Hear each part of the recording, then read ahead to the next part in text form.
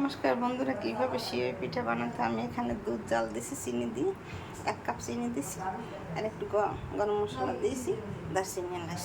দুধটা জাল হয়ে গেছে। এখানে আমি কাই করে তারপর সিওই রাখার বেনে নিয়েছি।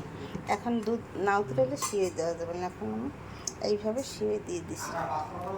এইভাবে দেওয়ার পর যখন একটু ভেসে উঠবে তারপর আবার দিতে হবে।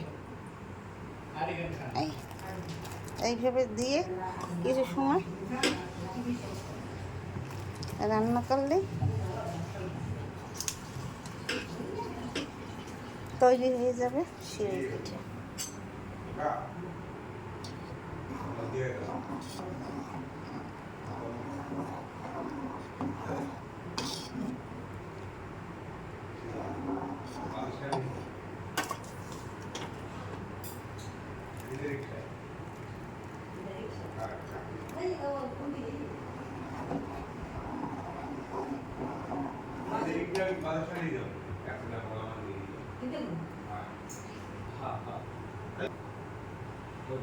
দুই মিনিট জাল দিলে এখন তৈরি হয়ে যায়। আমার তৈরি হয়ে গেছে সিওই পায়াস। এইভাবে সিওই পায়াস রান্না করে আপনারা খেয়ে দেখবেন, খেতে অনেক সুস্বাদু লাগবে।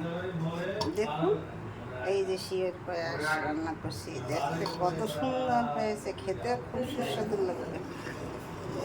আপনারা এইভাবে বানিয়ে দুধ চিনি দিয়ে রান্না করে খেয়ে দেখবেন, খেতে খুব সুস্বাদু লাগবে। এই যে দেখুন, তৈরি হয়ে গেছে। আমার চ্যানেলটিকে সাবস্ক্রাইব করে লাইক কমেন্ট শেয়ার দিয়ে পাশে থাকুন। ধন্যবাদ।